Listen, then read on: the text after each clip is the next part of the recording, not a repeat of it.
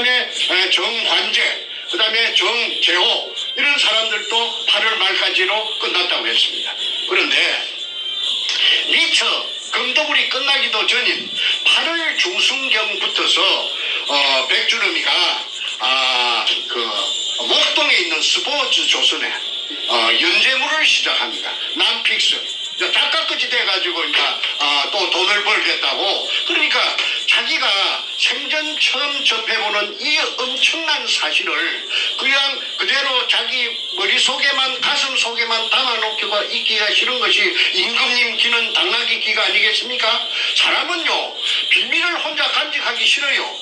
말을 하고 싶어요. 자랑하고 싶어요. 이런 본능이 있다고 저는 알고 있습니다. 그래서 이게 목동의 스포츠 조선을 찾아가서 연재물을, 제가 무슨 작가라고 연재를 시작하는데, 이 연재를 하면은 제가 경남 산청군 신안면 사람이기 때문에 제가 스포츠 조선은 저 시골까지 안 오니까 정충재는 모를 것이다 하는 아마 그런 생각으로서 안심하고 수도권에서만 스포츠 조선이 많이 팔리니까 한 것 같습니다. 그래서 이게 이제 스팟이 나갑니다. 스팟이 인터넷에서 찾아냈습니다. 스팟이 요 스팟이 나가는데, 여기 보면 탐사 전문가 백준엄 넌픽션 소설이 아니란 말이죠. 사실이란 말이죠. 넌픽션 보물을 쫓는 사람들 뭔지 연재. 그래서 사진까지 뺏겨갖고 앞으로 집필 방향에 대해서 이렇게 소개를 했습니다. 그런데 금을 쫓는 사람들입니다. 그래서 이제 이게 말하자면은 실하 보물을 쫓는 사람들, 3부 66 글 백준엄, 일러스트 김동우 해서 이렇게 사파까지 하면서 요 66회에 66번째 3부입니다. 부산항 잠수함 기지 보물 해가지고 나옵니다. 제가 한번 읽어보겠습니다. 비디오 테이프를 보자 인공물이 있다고 확신했다. 그러면 인공물인데, 제가 시종일관 주장했던 거는 의뢰공장의 한 가닥이다.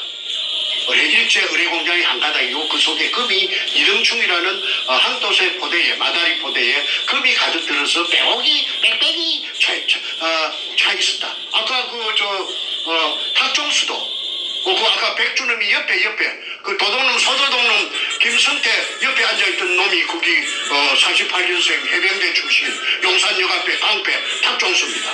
탁종수가 쓴 학에서 봤지 않습니까?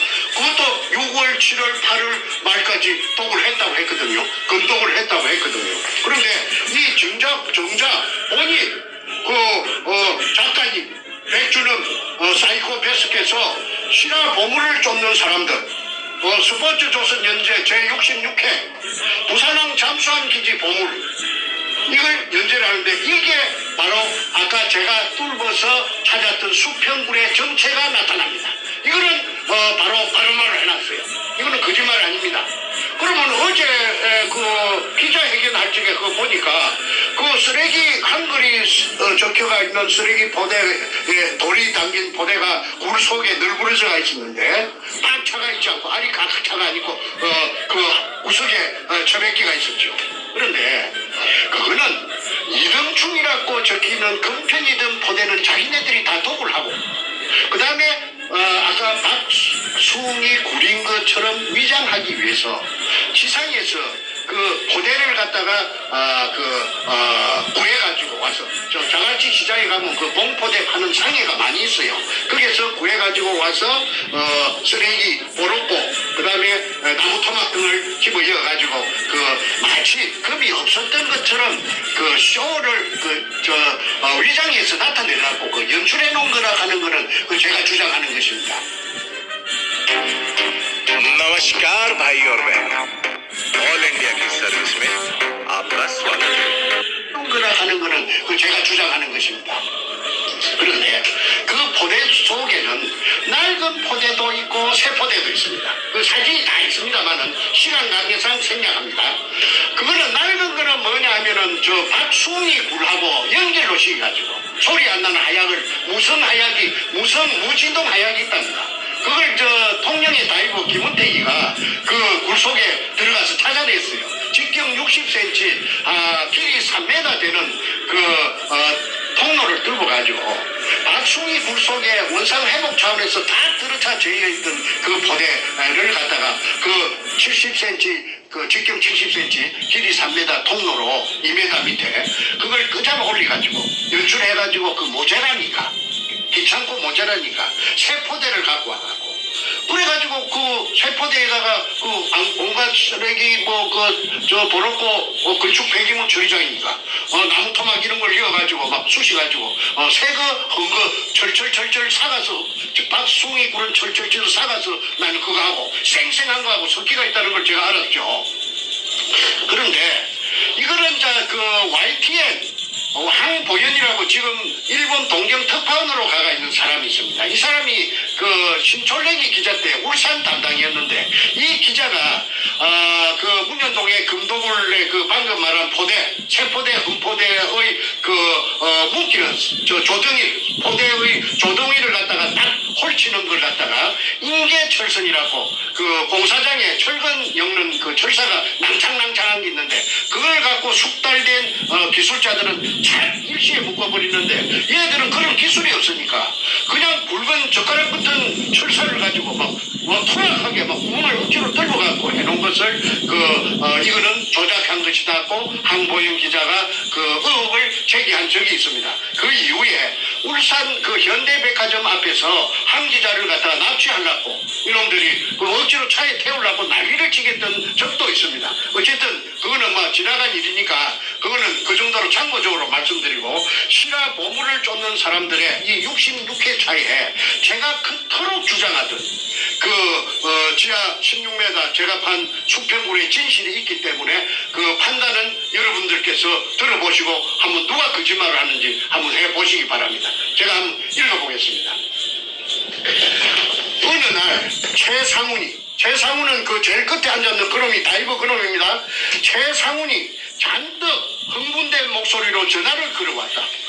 백형, 백주는 말하죠. 백형, 김성태가 뚫은 곳에 무인 카메라를 넣어보니까 지표면에서 4m까지 물이 차있고 그 밑으로는 안반인데 지하 16m에서 수평 동굴이 나왔어.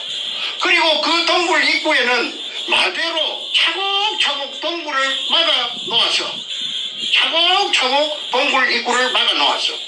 공간이 없이 각 들어차져 있다는 말이죠.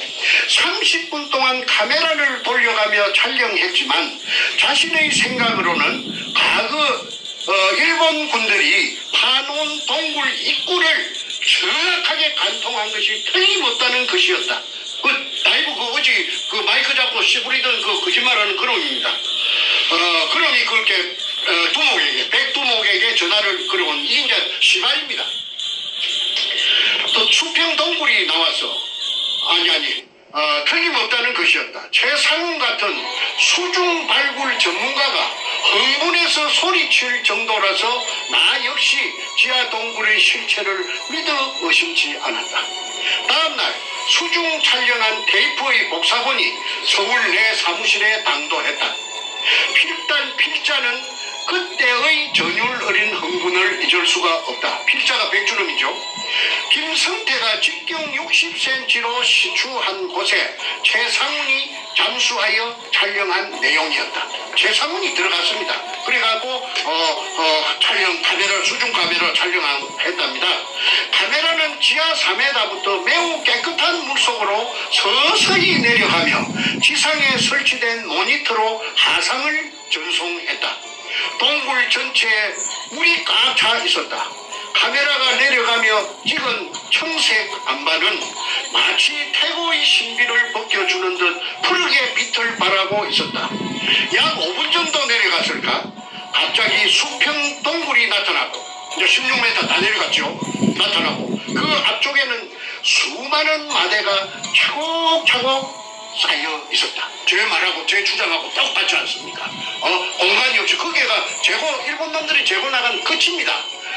그러니까 재고 저쪽 반대쪽으로 재여 있는 그 포대 뒤쪽으로 나가면서 계속 재면서 나갔기 때문에 그게 공간이 있을 틈이 만무합니다. 그러니까 내가 그렇게 목이 쉬도록 그렇게 피를 토하도록 주장한 것을 고맙게도 이 백두목께서 이렇게 써놨어요. 자고 다시 한번 읽어보겠습니다. 그 앞쪽에는 동굴의 입구를 말합니다.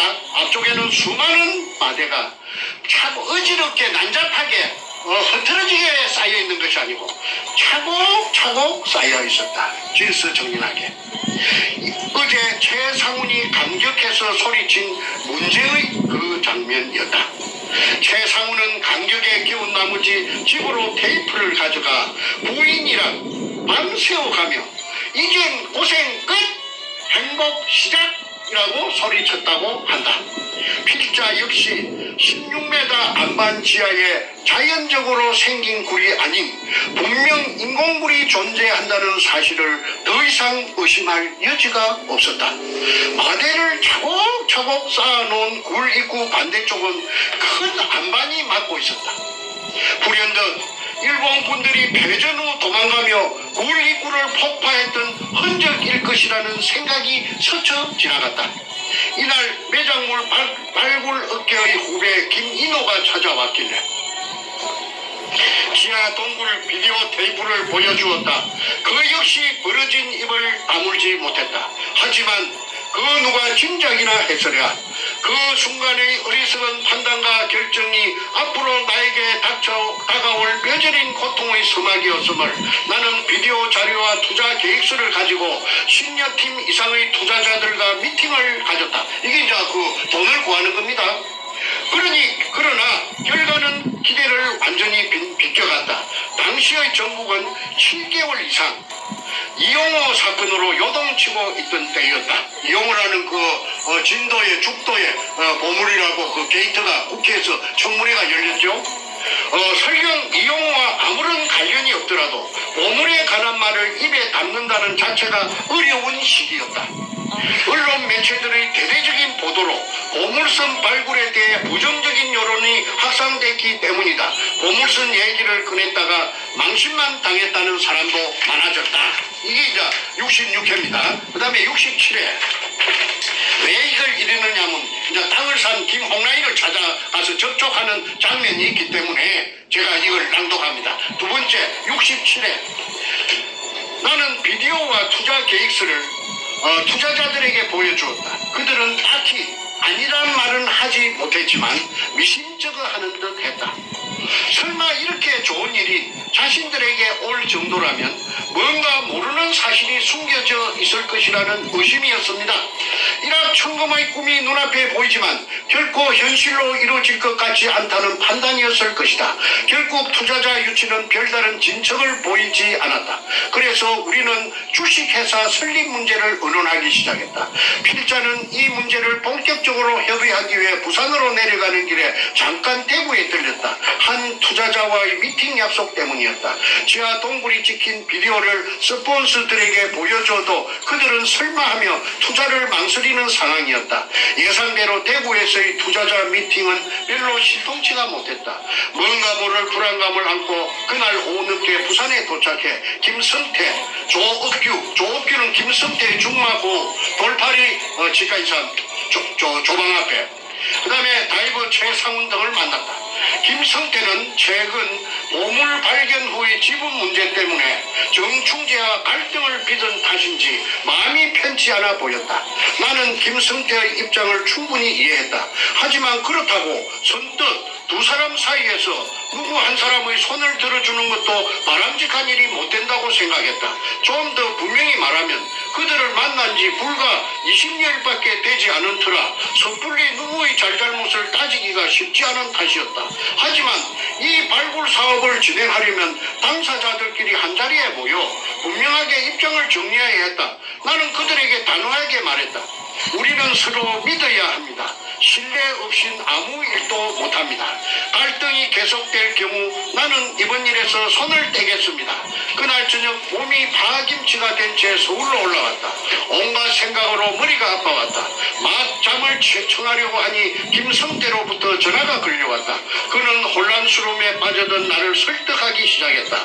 정충재의 발굴 지분은 약 20% 정도를 주는 것으로 해서 일단 주식회사를 먼저 만들자고 제의했다. 그동안 이 일을 도와주었던 모든 투자자들을 이사나 고문으로 영입해서 정상적인 발굴 작업을 벌린다면 문제가 없다는 논리였다. 이거에 대해서 정충재에게 발굴 지분 20% 정도를 주자고 이제 저희 똘마니 올 여름을 강타한 살인적인 폭염 그리고 기록적인 폭우 기억하시나요? 저희 똘마니 그러니까 똘마니 조수 좋은 말로 조수 소도동로 김성태가 이제 주인이 됐어요. 백주놈이 이 사이코패스가 나타나니까 그래서 정충재 몫으로 요 한 피차 주시랍니까? 20%를 배당해놨습니다. 20%. 그런데 여기에 정충재는 저 주주총회 창립 발기 보세도 살기 할 때 저는 안 갔기 때문에 그거 하는 줄도 몰랐기 때문에 20%가 된 줄 몰랐습니다. 이 20%는 제가 인정한 20%가 아니고 오늘 이 글을 읽어보니까 김성태라는 나의 조수 나에게 온갖 아첨을 들든 내가 죽으라 하면 죽고 살아 하면 살든 내한테 눈도 똑바로 크게 못 쳐다보는 그 항소 같은 김성태가 이제 새로 나타난 물을 뚫고 나서 나타난 이 교활한 백두목에게 20%를 정해갖고 요게 박아놨다는 것이 여기 나타납니다. 요게뿐만 아니라 또 있습니다.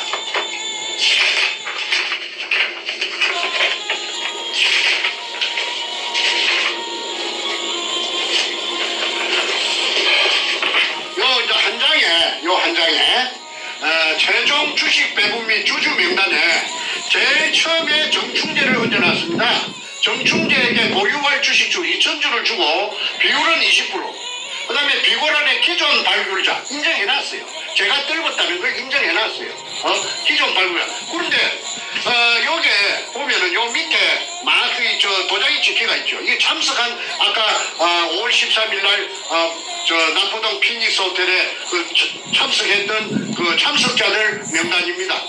그런데 말하자면 정간제도 내 동생도 이미 이때는 요게 내 몰래 요게 오라고 이놈들이 콜링을 해가지고 오아갖고 아까 1,000만 원 준다고 집을 가서 썼지요. 그 다음에 집은 또 100분의 1을 준다고 해가지고 정관제도 있고 그 다음에 정성재 지금 신라통 들고 문재인이 지역구 사무실에 들어가가 진입 살고 있는 넷째 정성재도 요 자필로 정성재 써갖고 지장 찍어놨습니다.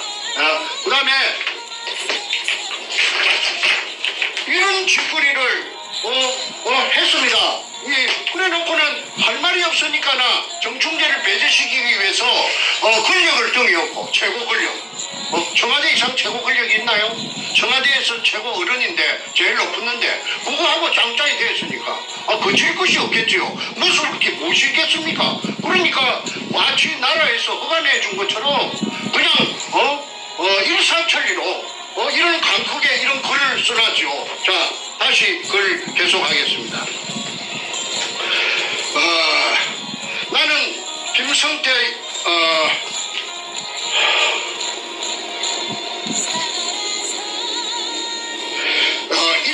일리가 있다는 생각이 들었다. 하지만 나는 대답을 주저했다. 그러니까 주저했다. 이 말은 김성태가 이렇게 하자 저렇게 하자 모사를 껴비는 것을 백주놈이 처음에는 선뜻 응하지 않았다는 말입니다. 일단 그 자리를 벗어나고 싶은 생각이 우선이었다. 그로부터 며칠 동안 나는 정말 많은 고민을 해야 됐다.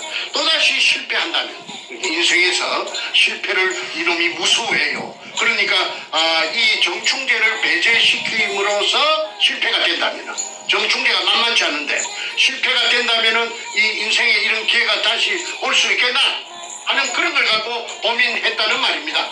그때 받을 상처는 나로서는 감내하기 힘들다는 생각이 미쳤다. 하지만 하루에도 몇 번씩 김성태 중마구 돌파리 치과의사 조옥규, 최상훈, 그 남포동 다이브 쇼업 하는 최상훈 등이 신천지 백화점 1층에서 번갈아 가며 날 설득했다. 아, 결국 나 이럴 수밖에 없구나. 또다시 나는 흔들리고 있었다. 그러니까 백주름이는 자꾸 새놈이서 조사대치니까 정충재를 대통령까지 뒤에 있는데 그 촌놈의 새끼 그 진주 사는 정충재 그 새끼 그 팽 죽여버리자 이 말을 그렇게 최상훈, 조옥규, 김성태 서희서 백주름에게 이제 압박을 가한다는 말입니다. 자, 68회 세 번째입니다. 고민을 거듭하던 나는 결국 김성태 등의 강국한 요청을 뿌리칠 수 없었다.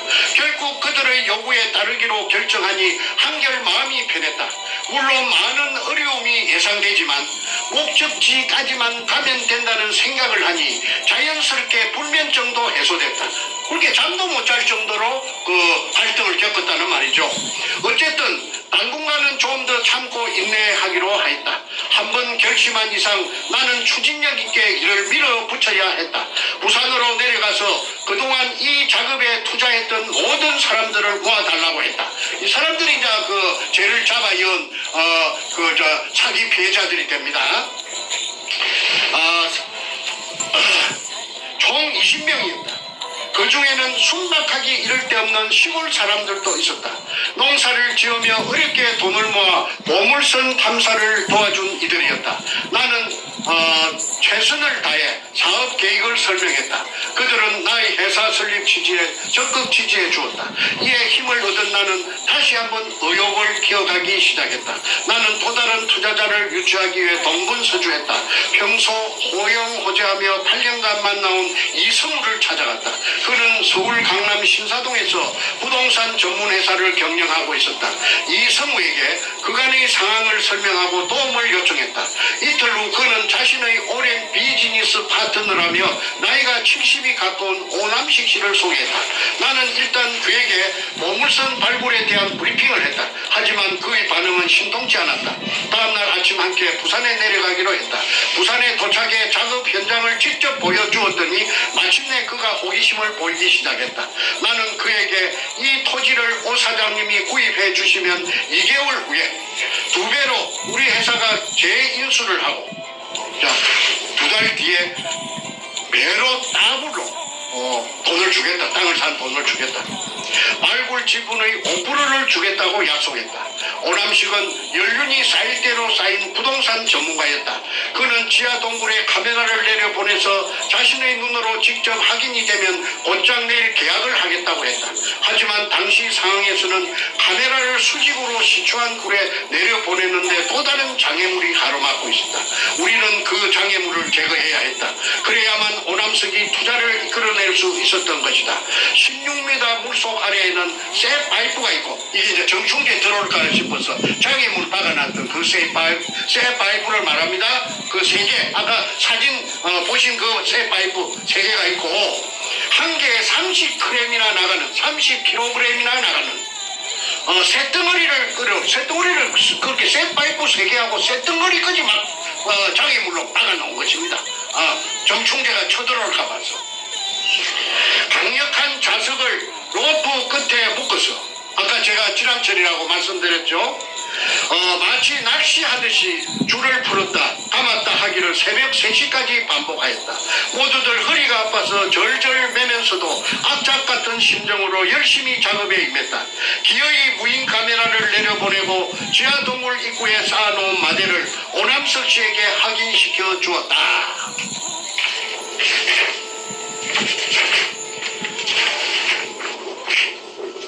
다시 66, 67, 66 네 번째입니다. 오남 김남석은 고개를 끄덕이며 투자하겠다는 의사를 분명히 했다. 그나마 다행이었다. 호텔로 돌아와 몇 시간 눈을 붙이는 둥 마는 둥하고 이튿날 바로 계약을 체결했다.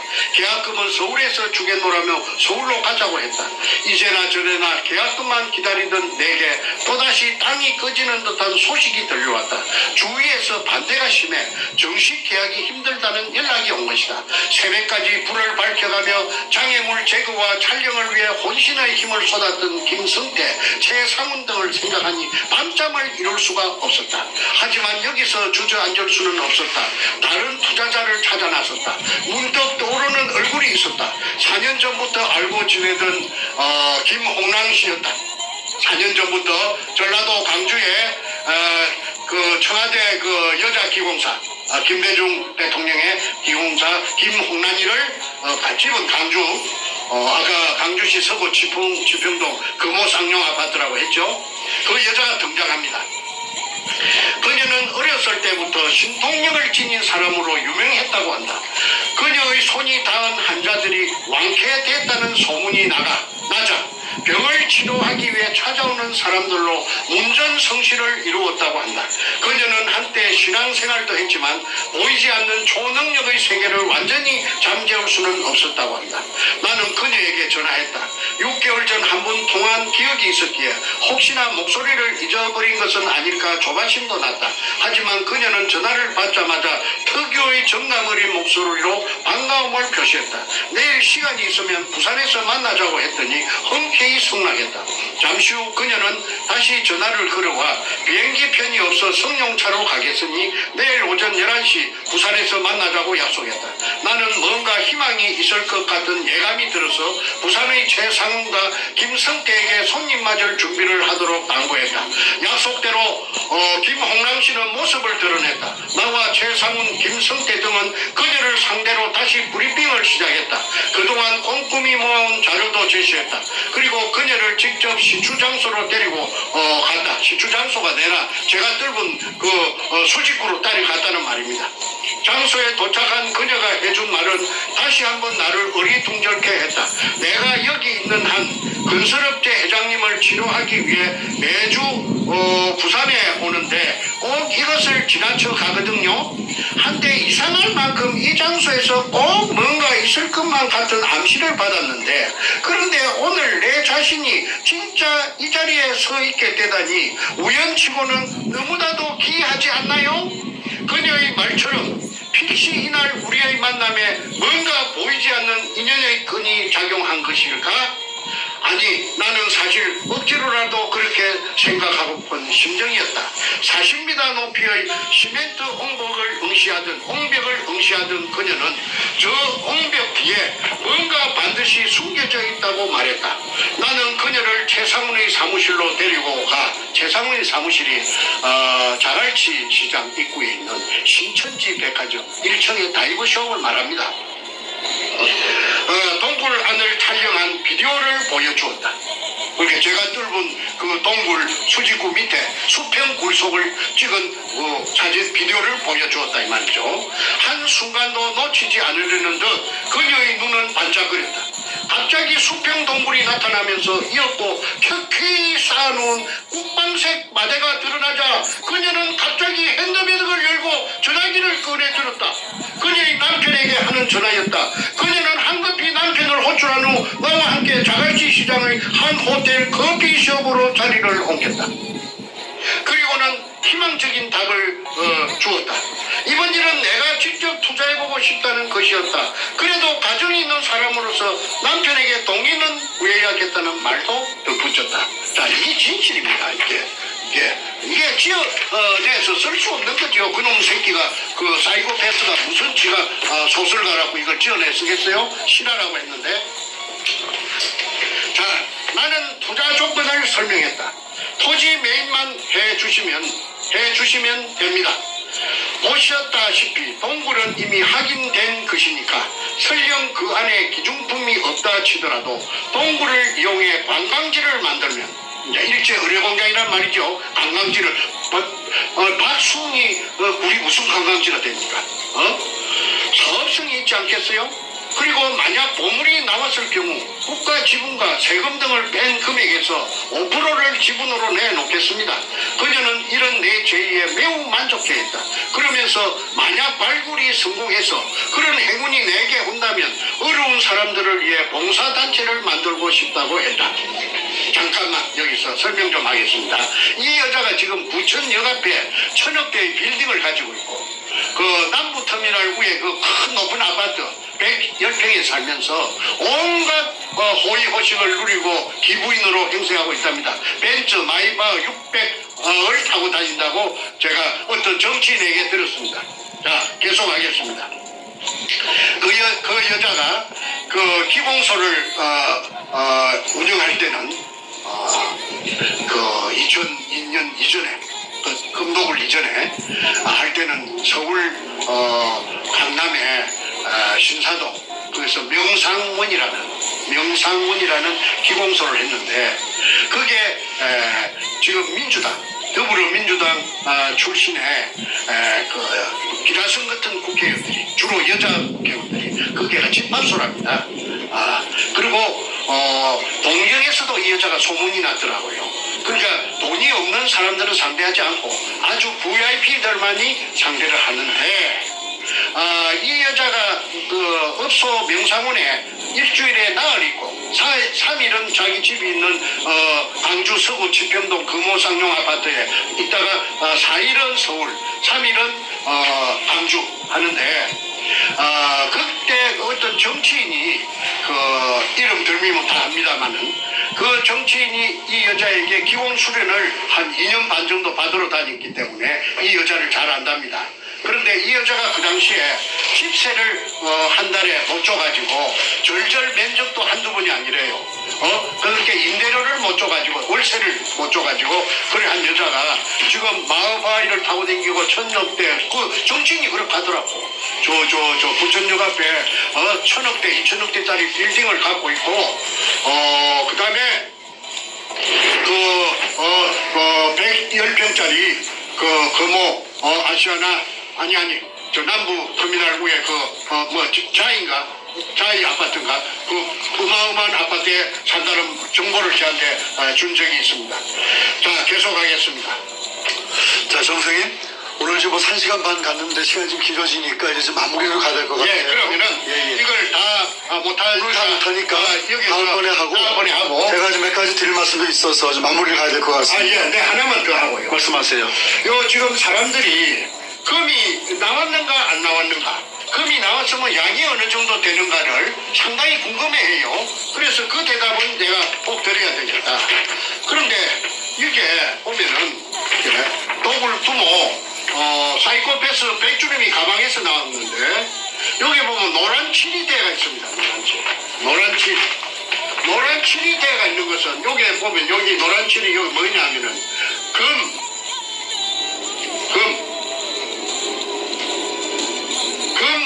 품목이 노란색으로 되어 있습니다.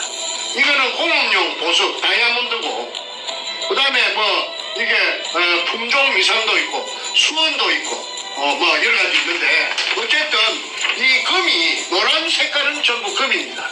그러면 1공장에서부터 5공장까지 금이 고르게 분포되어 있는데 이 금을 얘들이 내가 판 군형은 요겁니다. 수직구 요리 통해갖고 요게 돌아다니면서 해골로 세어봤는데 물로 빼내고 나서 해골로 백주름이 직접 세어봤답니다. 세어봤는데 980개라고 그 말이 과천에 사는 대구 사람 아무개 씨가 저에게 백주름이하고 직접 들었다고. 백주름이 잘 아는 사람, 형님 동생 하는 사람인데 백주름이가 직접 말하더라. 980개라고. 그걸 들은 사람이 여럿이 있습니다. 만약에 앞으로 입증을 할 때가 있으면 그 사람들이 다 정인이 돼 줄 거라고 보고 그 사람들이 확인서도 써줬습니다. 자, 그 다음에 이진된 부분은 다음 시간에 하기로 하고 오늘 시간이 많이 갔기 때문에 오늘은 여기서 일단은 시간이 그렇게 빨리 흘렀나요? 제 언급하는 건 설명은 그만하기로 하고 질문을 받아보겠습니다. 자, 정선생님 오늘 제가 이제 마무리하는 차원에서 몇 가지 질문을 드리고 예. 저도 드릴 말씀이 좀 있고 하니까 예. 오늘은 제가 이제 같이 하려고 그러다가 정선생님께서 그 백준홈 기자회견을 본 이후에 워낙 거짓말이 많고 예. 또 정확한 사실을 국민들이 알게 해야 되기 때문에 정확한 그 거짓에 대한 설명과 네. 그 다음에 증거를 제시하는 그런 시간을 갖고 있습니다. 자, 일단은 그 어저께 나온 그 백준홈의 재산 비포 앤 애프터 우리가 방송을 했는데 그 방송에 올라온 저 댓글 중에 제가 중요한 댓글을 제가 하나 좀 읽어드리고 그걸 질문으로 드리겠습니다. 답을 좀 주시면 감사하겠습니다. 자, 어저께 7월 27일 금요일 방송, 저희 방송에 이런 질문이 있었습니다. 김필영 씨라는 분이 쓰신 글인데, 정 선생님, 어뢰공장 금을 직접 정 선생님 눈으로 확인 못 하셨는데, 그 안에 금의 양을 확언하시는 부분 설명이 필요합니다. 그리고 징용당해 어뢰공장 인부로 일하다 돌아가신 분들의 위골의 숫자 증거도 확인되신 부분 설명 부탁드립니다. 끝까지 진실하게 임해주세요. 두 분 수고 많으십니다. 자, 금의 양에 대한 확인과 위골 숫자 증거 확인. 그 자료 혹시 이 건에 있습니까? 네, 제가 말할게요. 그 증거도 좀 보여주시면서 설명해 주십시오. 첫째, 이 리차드 로리스라고 그 미 CIA 극동 담당 책임자가 있습니다. 그분이 제 말만 듣고 금 찾는 계약을 하고 금 찾는 작업을 2년 반 동안이나 저하고 할 리가 만무하겠죠. 그분이 나중에는 국방성 동아태 담당 부차관보까지 하신 분인데 대단한 분이 계십니다. 그런데 그분하고 저하고 사이에 그 비밀 계약을 한 서류가 문건이 있기 때문에 일단 이것부터 먼저 보여드리고 부수적으로 설명하겠습니다. 이거는 이게 인천에 영암모자 인천방송 주주 일대 주주 백성학 씨도 여기에 사인이 되어 있습니다. 그거는 책에 다 공개가 되어 있기 때문에 그런데 이게 이제 CIA가 뜬금없이 왜 여기 나오느냐면 CIA가 아시다시피 제일 세계에서 정보를 많이 아는 그 정확한 정보를 아는 근데 이분은 중국에서 일본 군들이 약탈했다는 것을 45년 5월 한 달 동안 이걸 알아내 가지고 한국에 30년 내가 만날 당시에 거슬러서 30년 전에 한국에 이거 찾으러 왔답니다. 그래서 내하고 그 50대 50의 지분으로 계약을 했죠. 그 계약서를 작성했던 변호사가 내가 구멍을 팠던 부산시 남구 문현동 그게 국회의원이었던 김무성이의 처남 김무성이의 처남 최양일입니다. 김무성 마누라의 오빠 그 사람이 미국에서 대학을 나왔는데 이분이 나에게 소개를 해서 만나는 것이 리차드 로리스였습니다. 그래서 이 사람들이 CIA가 아무 근거 없이 2년 반 동안 저하고 이런 계약을 해가지고 50대 50으로 하진 않습니다. 그런데 이 계약이 끝까지 가지 못했던 것은